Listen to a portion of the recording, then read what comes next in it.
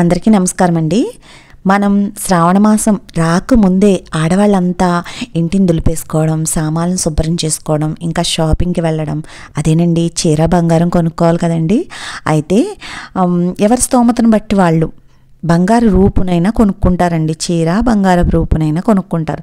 పేరెంటాలను పిలవడం, ఇంకా తాంబూలంతో పాటు చాలా గిఫ్ట్లు అవి ఇస్తున్నారనుకోండి. ఎవరి శక్తి మేరకు వాళ్ళు చేసుకుంటున్నారు. అయితే లక్ష్మీదేవి, నువ్వు ఇలా చేస్తేనే నేను మీ ఇంట్లో ఉంటాను, ఇంత ఆర్భాటంగా నా పూజ చెయ్యి, నువ్వు బంగారం కూడా నా పూజలో పెట్టుకోవాలి, నువ్వు ఎంతమందిని పేరెంటాలను పిలిచి ఎంత బాగా వాళ్ళని సత్కరిస్తే నేను అంత ఎక్కువ సంపదనిస్తాను, నువ్వు పూజ దగ్గర ఎంత బాగా అలంకరిస్తే అంత సంపదనిస్తాను అని లక్ష్మీదేవి అంటుందా అండి? ఇలాగే చేసుకోవాలని ఏ పుస్తకాల్లో రాసలేదు కదండి.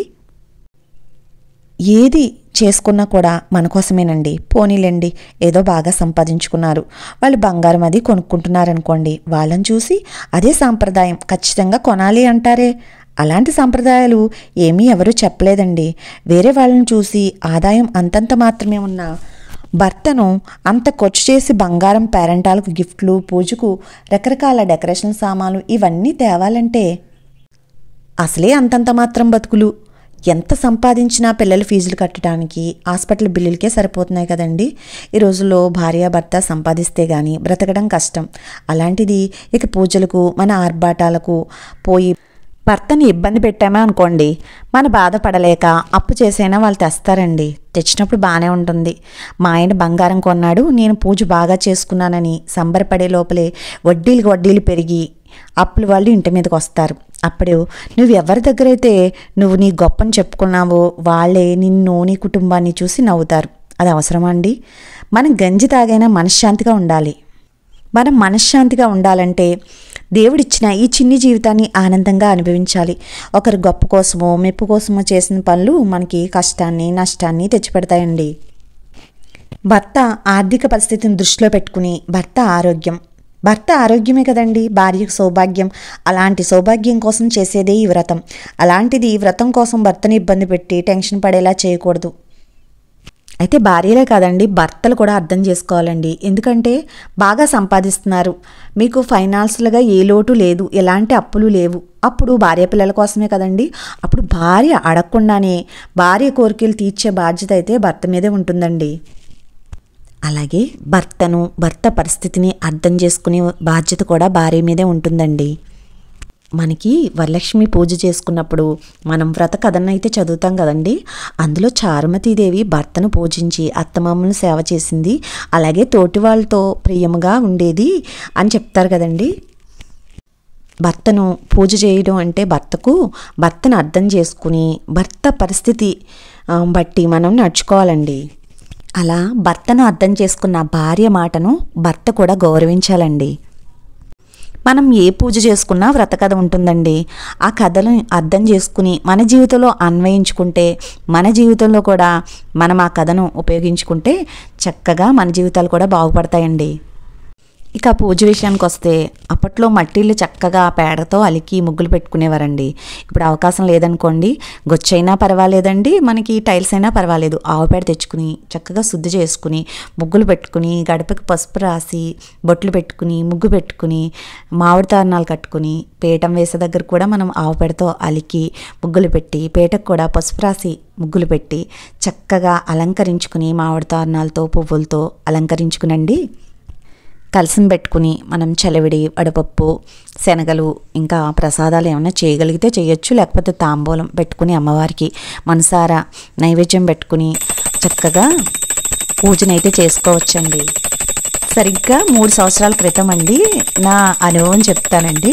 అయితే నేను కూడా చాలామంది ఫోన్లోనూ చాలామంది స్టేటస్లు మంచిగా డెకరేషన్ చేసి అమ్మవారికి చీర కట్టి నగలు పెట్టి మంచిగా డెకరేషన్ చేస్తుంటే నాకు కూడా చేసుకోవాలనిపించిందండి.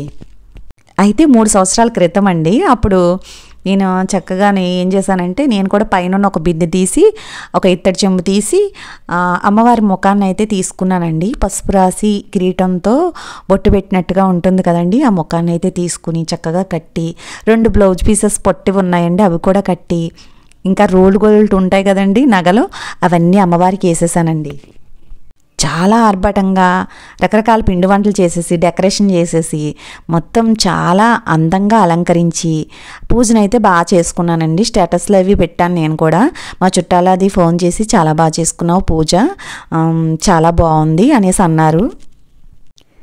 ఇన్ని పెట్టాను కదండి, అమ్మవారికి ఇష్టమైనది పెట్టడం అయితే మర్చిపోయానండి. అప్పుడు చాలా బాధేసింది నాకు పూజ అయిపోయాక. ఇంత డెకరేషను ఇంత హంగామా చేసినప్పుడు నైట్ నుంచి పని అండి, రాత్రి నుంచి కూడా మళ్ళీ నేను పూజ చేసుకుని పూర్తయ్యేదాకా కూడా చాలా పని ఒత్తిడినండి. ఇంత బాగా చేసుకున్నాను, ఇన్ని పువ్వులు, ఇన్ని నైవేద్యాలు, ఇంత డెకరేషను అన్నీ చేసుకున్నాను. అమ్మవారికి సమర్పించవలసిందైతే మర్చిపోయానండి. అదేంటో తెలుసా అండి, నా మనస్ఫూర్తిగా లేదు, అక్కడ చేశాను అంతే, కానీ మనస్ఫూర్తిగా చేయలేకపోయాను. ఎందుకంటే ఒంట్లో నీరసం వచ్చేసింది. లాస్ట్కి వచ్చేసరికి పూజ చేస్తున్నాను కానీ అమ్మవారిపై అయితే మనసు లగ్నం చేయలేకపోయాను. ప్రతి సంవత్సరం చేసినట్టుగా ఆ సంవత్సరం అయితే మనసునైతే అమ్మవారికి అర్పించలేకపోయాను. అదే కదండి అమ్మవారికి అసలైన నైవేద్యం. అప్పుడు అర్థమైందండి నాకు, అప్పుడు తెలిసొచ్చింది, అమ్మో ఇవన్నీ నేను చేసే పనులు కాదు, నేను ఏది చేయాలో అది మర్చిపోతున్నాను ఇవన్నీ చేసి. అందుకనేసి అమ్మకి నా ఓపిక ఎంత ఉందో, నా స్తోమత ఎంత ఉందో అంతే నేను సమర్పించుకోవాలని అప్పుడు అనుకున్నానండి. అమ్మవారి దయ వల్ల ఏం పర్వాలేదు, మనం వైభవంగా చేసుకోవచ్చు అనుకున్న వాళ్ళు అందంగా చక్కగా వైభవంగా అయితే చేసుకోవచ్చండి. తాంబూలంతో పాటు చీరలు అవి కూడా పెట్టుకుంటున్నారు కదండి, ఎవరి స్తోమతను బట్టి వాళ్ళు. అక్క చెల్లెలికి, చెల్లెలు అక్కకి ఇవ్వడం కాదండి, ఎవరైనా తెలియని వారికి పెద్ద ముత్తైదుని ఊర్లో అభిమానంగా బ్రతికే వాళ్ళు ఉంటారు, వృద్ధ దంపతులు ఉంటారు, అటువంటి వాళ్ళని పిలిచి భోజనం పెట్టడం కానీ, అటువంటి ముత్తైదు దగ్గర ఆశీర్వచనం తీసుకోవడం చాలా మంచిదండి.